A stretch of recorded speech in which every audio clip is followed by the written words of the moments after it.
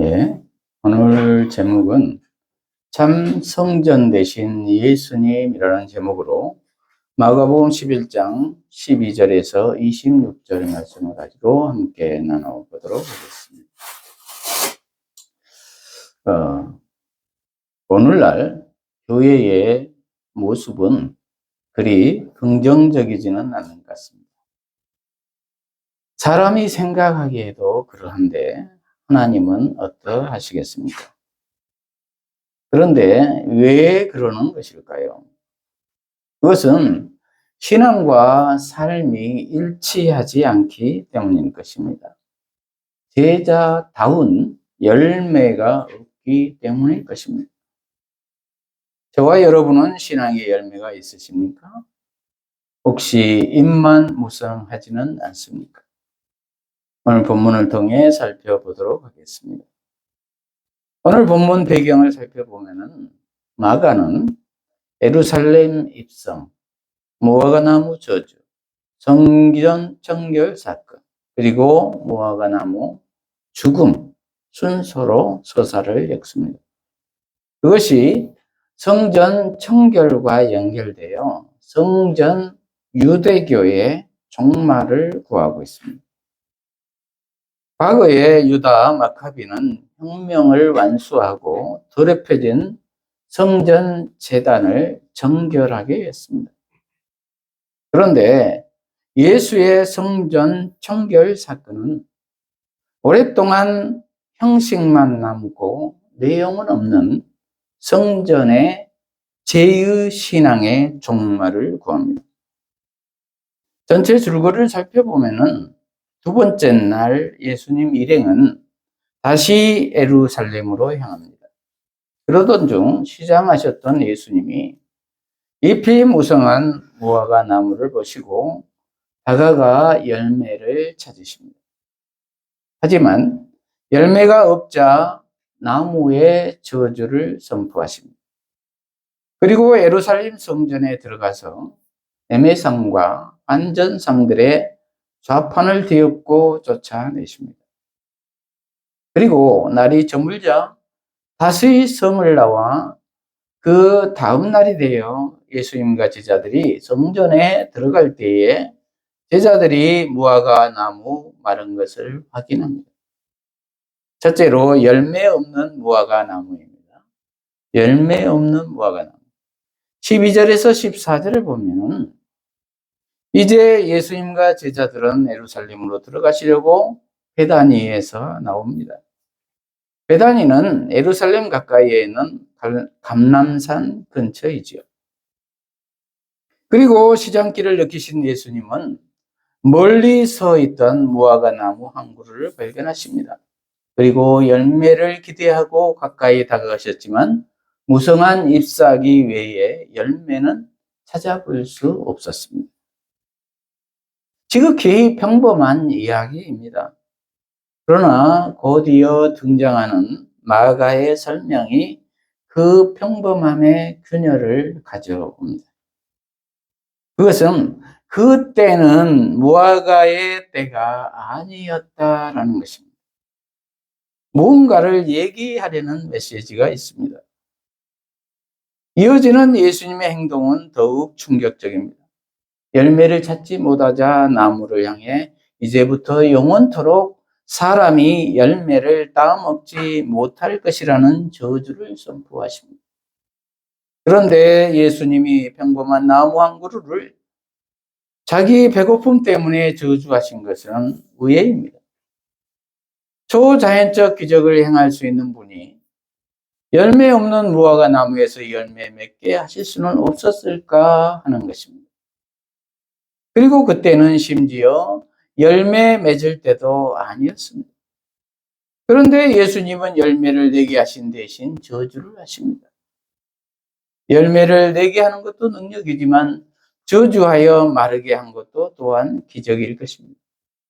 하지만 여기에는 예수님이 의도하신 중요한 신학적 의미가 깔려 있다는 것입니다. 우선 문제의 발단은 무화과 나무에 있습니다. 무성한 잎이 예수님의 발걸음을 사로잡았다는 것입니다.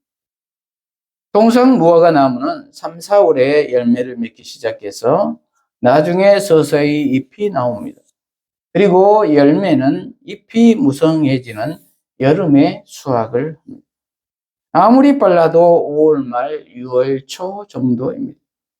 그러므로 분명 지금은 열매를 따먹을 시기가 아니라는 것입니다. 하지만 이 무화과 나무는 일찍 잎이 무성했습니다. 외관상만으로는 충분히 열매를 기대할 수 있었던 것입니다. 그런데 열매가 없었습니다. 무화과 나무는 포도나무와 함께 구약에서 이스라엘을 상징하는 대표적인 나무들이죠. 그러므로 나무의 풍성한 열매는 이스라엘의 번영과 축복을 상징합니다. 반대로 열매가 없다는 것은 하나님과의 관계가 온전하지 못한 결과로 받는 심판의 성격을 내포합니다. 그런데 예수님은 잎이 무성한 무화과 나무에서 열매를 기대했습니다. 비록 열매의 때가 아님에도 말입니다. 그러나 중요한 것은 예수님이 열매를 요구하실 때에 초점이 있다는 것입니다. 그런데 그 때는 예수님이 결정하신다는 것입니다. 그러므로 그분이 요구하실 때 열매가 있어야 한다는 것입니다. 저와 여러분은 열매가 있으십니까? 혹시 잎만 무성한 무화과 나무는 아닙니까? 그리고 무화과 나무는 크게 이스라엘 전체를 상징하며 곧바로 이어지는 사건의 핵심인 성전은 유대교를 상징합니다. 1세기 유대교 성전은 잎만 무성한 무화과 나무처럼 겉만 화려했습니다. 그러나 하나님이 요구하시는 거룩한 열매가 없었습니다. 그래서 무화과 나무는 영원히 열매를 맺지 못할 것이라는 저주를 받습니다. 그것은 유대교 성전도 심판받을 것이라는 것입니다. 잎이 무성한 것에 당연히 열매를 기대했지만 잎만 무성했습니다. 겉만 화려할 뿐 영적 기능이 마비된 성전 유대교의 실상이었습니다. 그래서 예수의 예루살렘 입성은 성전 유대교의 종말을 구하는 사건이라는 것입니다. 그리고 문맥상 무화과 나무 사건이 전날 성전 방문과 오늘 성전 청결 사이에 위치하고 성전 정화 이후 나무의 결과가 등장하는 것은 이것 때문입니다. 그렇습니다. 열매 없는 무화과 나무는 저주를 받았습니다. 예수님은 때가 이르지 않았지만 잎만 무성하고 열매가 없는 무화과 나무를 저주를 하셨습니다. 그러므로 메시아의 때는 인간이 정할 수 없다는 것입니다. 그분이 방문하신 때가 열매를 요구하시는 때라는 것입니다. 그러나 이스라엘은 열매는 없고 잎만 무성했습니다. 호산나 찬양하며 그분을 맞이한 순례자들과 달리 메시아를 맞이할 준비가 되지 않았습니다. 그래서 예수님은 상징적인 행동, 선지자적 행동을 통해 자신의 예루살렘 방문이 심판을 위한 방문임을 보여주고 계십니다. 저와 여러분은 어떻습니까? 메시아를 맞을 준비가 되어 있으십니까? 열매가 있으십니까? 늘 깨어 구원자 메시아를 맞이할 준비를 해야 할 줄로 믿습니다. 둘째로 강도의 소굴이 된 성전입니다. 강도의 소굴이 된 성전. 15절에서 19절을 보면은 성전을 깨끗게 하는 장면이 나옵니다. 예수님이 제자들과 함께 다시 예루살렘 성전에 들어가십니다. 그 앞에 11장 11절을 보면은 예수님은 전날 오후에 모든 것을 둘러보셨기 때문에 무엇을 행동할지 이미 마음에 두셨을 것입니다. 그 당시 대명절인 유월절을 앞둔 성전 안에는 매매상들과 환전상들이 진을 치고 있었고 마치 돗대기 시장을 방불케 했습니다. 그래서 예수님의 행동은 거침이 없었습니다. 들어오자마자 상인들을 내쫓고 자판을 뒤엎으며 물건의 왕래를 막으셨습니다. 그러나 예수가 성전들에 있는 모든 상인을 내몰았다고는 보기에는 어렵습니다. 그랬다면 성전 수비대 및 종교 지도자들이 가만히 있지 않았을 것이기 때문입니다. 그런데 예수님의 분노는 물건을 사고 팔고 환전하는 행위 자체 때문이라기보다는 그런 행위들이 벌어지는 것이 성전이었기 때문이라는 것입니다. 그러므로 예수님의 분노는 오랫동안 방치한 채 부를 축적해온 성전 유대교의 빌부터 기생하는 종교 지도자들을 향하고 있는 것입니다. 그래서 예수님의 행동은 겉만 화려하고 속은 온갖 탐욕과 부정으로 가득 찬 성전 유대교를 향한 심판이며 종말을 고하는 상징성을 갖습니다. 한바탕 소동에 모두가 예수를 주목했을 것입니다. 그때에 예수님은 사람들을 향해 이사야서 56장 7절과 에레미야서 7장 11절 말씀을 인용하여 선포하십니다.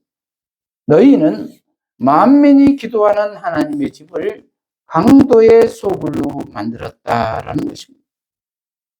온전한 예배를 통해 하나님과 거룩한 교제가 있어야 하고 하나님이 베푸시는 영적 복이 충만하게 베풀어져야 할 성전이 형식과 시스템 유지를 위해서만 작동되고 있을 뿐이라는 것입니다. 그래서 이 성전은 오랫동안 더럽혀져 왔다는 것입니다. 백성들의 형식적인 신앙과 종교 지도자들의 탐심을 채워주는 종교 기관으로 전락되었다는 것입니다. 그래서 강도의 소굴에 지나지 않는다는 것입니다. 특별히 예수님 오시기 전 500년 전에 에레미야의 선언은 유다의 멸망과 함께 성전 멸망에 대한 예언이기 때문에 예수님의 인용은 더욱 종말론적 성격을 지니고 있다고 볼 수가 있겠습니다. 그리고 이 모든 상황이 종교 지도자들의 귀에 들어가는 것은 시간 문제였습니다. 그래서 대제사장들과 서기관들이 듣고 예수를 죽일 방도를 강구합니다. 그래서 그들은 사람을 보내 예수의 갈릴리 사역부터 정보를 수집해 왔고 그가 일으키는 운동을 예의주시해 왔습니다.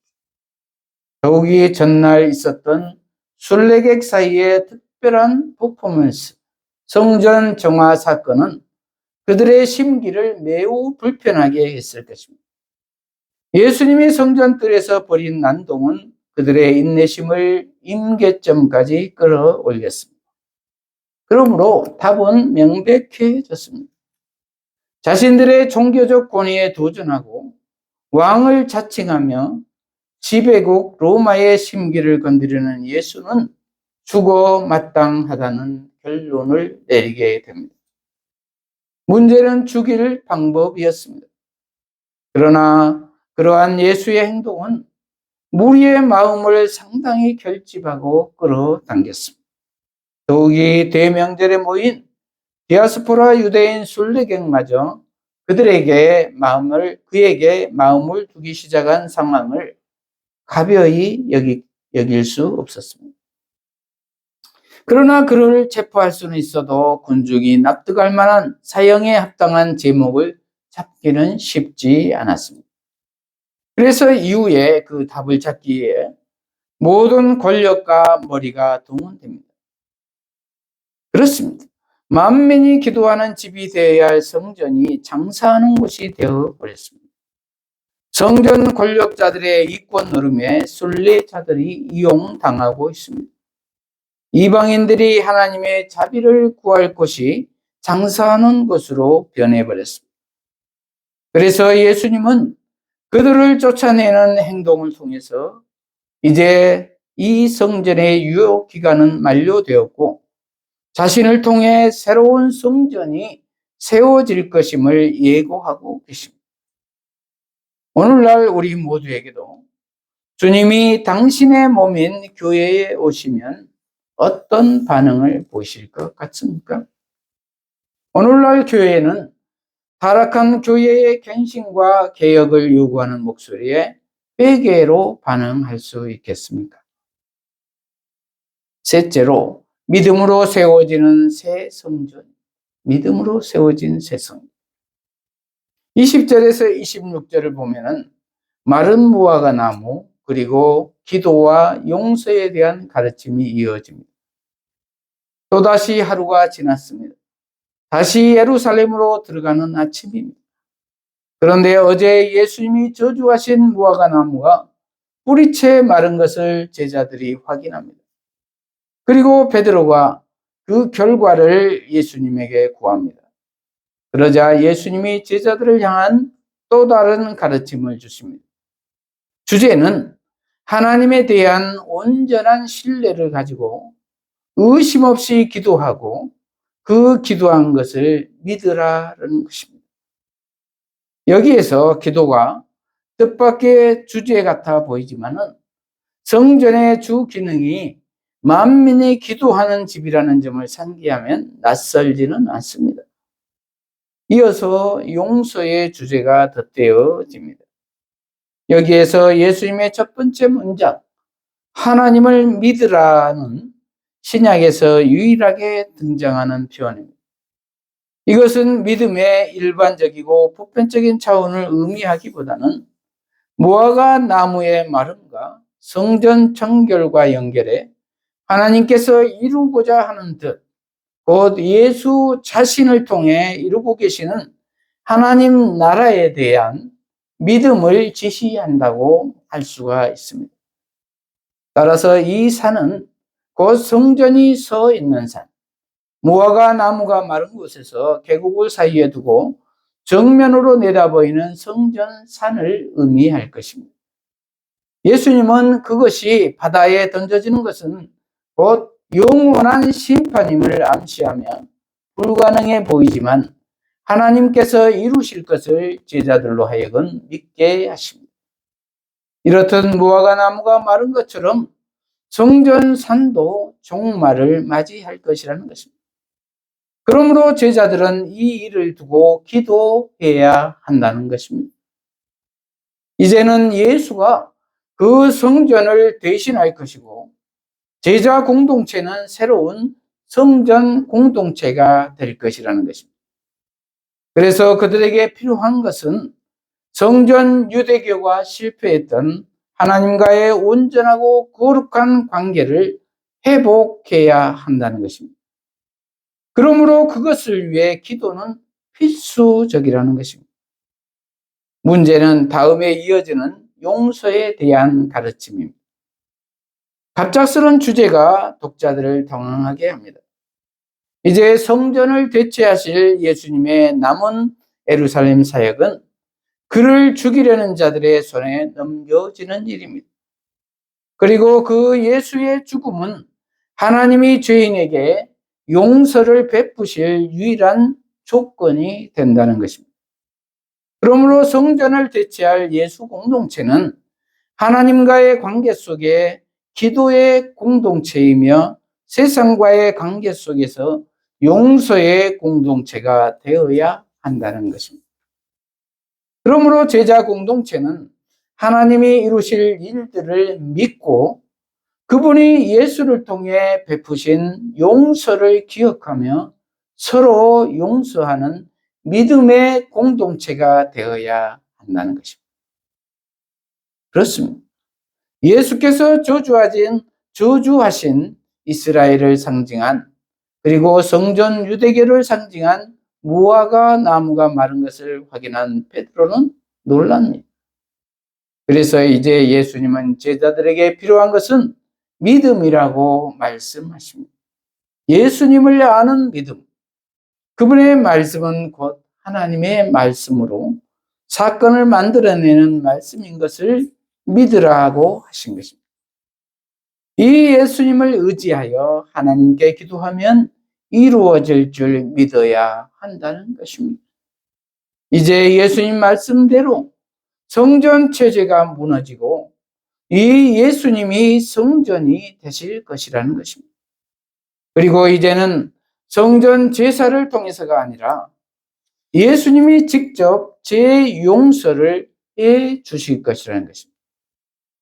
그러므로 우리는 그것을 믿고 먼저 나부터 제 용서를 받고 그리고 지체를 용서해야 한다는 것입니다. 그리하면 주님께서 다 용서해 주신다는 것입니다. 말씀을 마무리합니다. 저와 여러분은 참 성전이신 예수님 안에 거하십니다. 그러려면 우리는 먼저 자기를 부인하고 예수님을 내 주인 삼아야 할 것입니다. 그리고 열매 없음을 회개하고 이제 예수님을 성전 삼아 믿음으로 기도해야 할 것입니다. 그럴 때 이 산을 명하여 저 산으로 옮기라 하면은 옮겨질 것입니다. 능치 못함이 없을 것입니다. 이러한 우리 모두가 되시기를 축복합니다. 기도하십시다.